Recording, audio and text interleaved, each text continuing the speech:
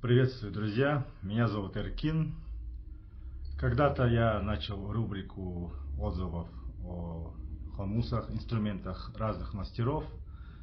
К сожалению, сделал только один единственный отзыв о хомусе Егора Тартакова. Сегодня же представился замечательный случай для того, чтобы сделать отзыв о хомусах мастера Олега Щепанова. Олег прислал мне 3 хомуса, сразу 3 инструмента. Вот так они выглядят в красивых чехлах. Давайте же посмотрим, что в них внутри. Каждый из них настроен на определенную ноту, и вместе они образуют созвучие. Так что, если есть возможность сыграть на них втроем, можно образовать некий ансамбль, который будет уже существовать в музыкальной гармонии. Начнем с первого инструмента, самого высокого и самого маленького по размеру. Таким образом вот он открывается. Как вы видите, чехол очень красиво украшен. Сама, в принципе, система открывания чехла, она тоже вот своеобразная, интересная, отличная от других мастеров. Может, есть с такой же системой, но я не видел, и вот это для меня в новинку. Хомус совсем небольшой по размеру и звучит вот таким образом.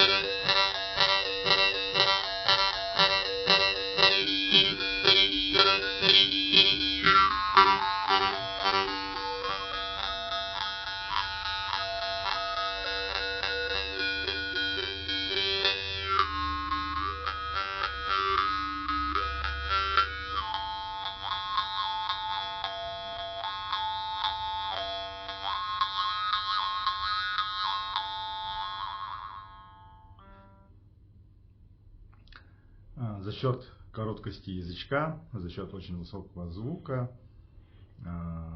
я думаю, что больше подходит для такой активной, ритмичной игры. Получаются достаточно высокие звучащие обертоны. Я, конечно же, смотрю сквозь призму якутского стиля.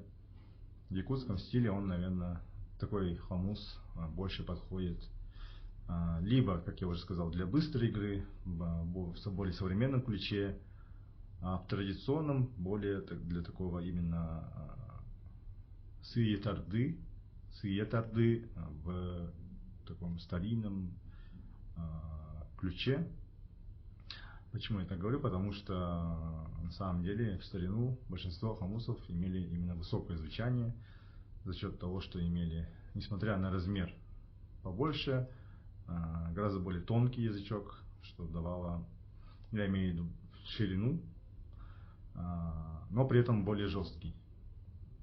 И это давало более высокий звук, который вот близок к звучанию данного инструмента. Посмотрим второй инструмент. Чехол также украшен рисунком, изготовленным лазерным выжиганием, насколько я понимаю. В чехле, для того, чтобы он не открывался случайным образом, внутри вот установлены магнитные соединения, и при закрывании это не дает раскрыться чехлу случайным образом.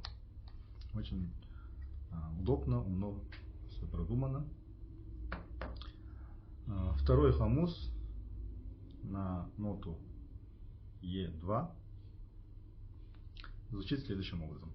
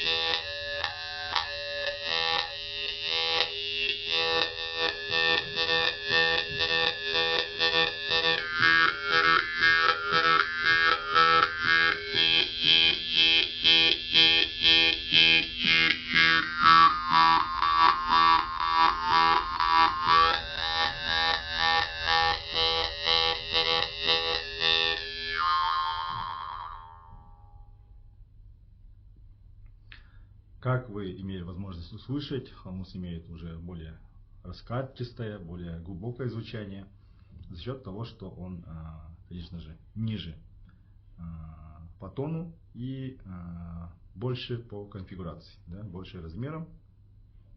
Соответственно, конфигурация язычка гораздо более массивная.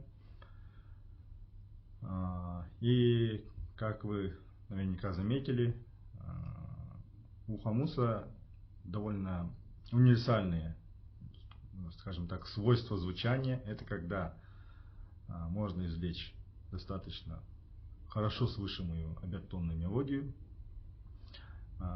И в другом случае, когда мы играем с пропусканием дыхания, делаем звук более насыщенным. И как раз таки эта насыщенность очень здесь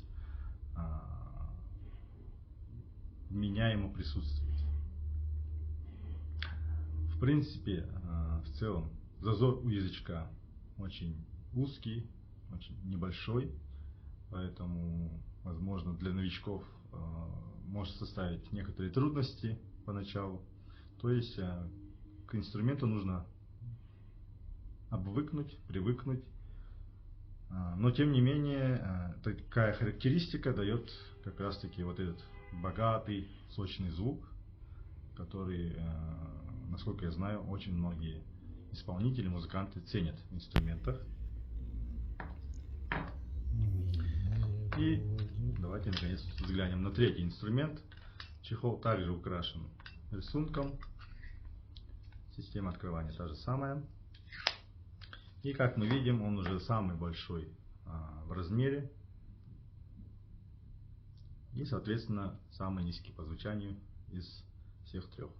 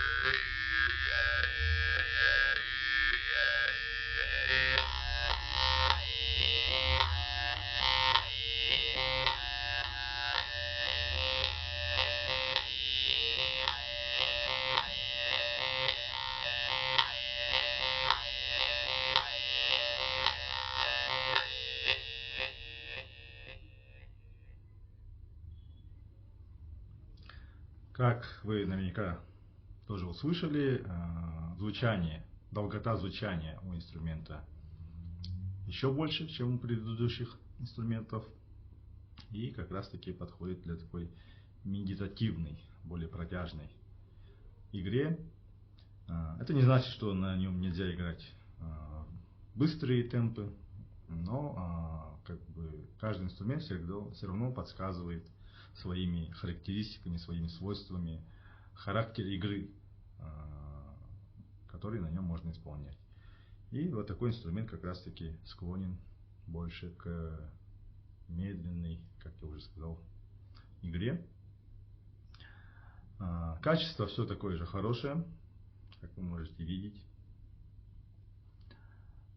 Кольцо хомуса, у каждого хомуса отделано вот таким вот дизайном, текстурным, рельефным, что вполне приятно для рук. Ну и как вы видите, все три хомуса, вот, как я уже сказал, разные по размеру, разные по высоте звучания, но и характеристика звука у каждого также отличается. В первую очередь, конечно же, долготой звучания, если не касаться именно высоты, что уже подсказывает характер игры, который вы можете, характер музыки, который вы можете на этих инструментах исполнять. В целом, я очень доволен этими инструментами. У них высокое качество изготовления, что меня радует, так то, что они изготовлены в традиционном плане. Что я имею в виду? Это когда корпус и язычок изготовлены отдельно, и язычок как бы вклинен в основание корпуса, но сама плоскость язычка находится между ребер посередине. На мой взгляд, такая система хомуса традиционная, проверенная многими веками, она дает тот самый характерный тембр хомуса, варгана, данного инструмента, который очень многие так ценят. Пользуясь случаем, хочу поблагодарить замечательного мастера Олега Шипанова за предоставленные хомусы. И всем вам также хочу сказать спасибо. Приобретайте инструменты этого мастера. Данные инструменты удовлетворят вкусы, потребности музыкантов, высокопрофессиональных, и подойдут также и любителям, которые стремятся повысить уровень мастерства своей игры.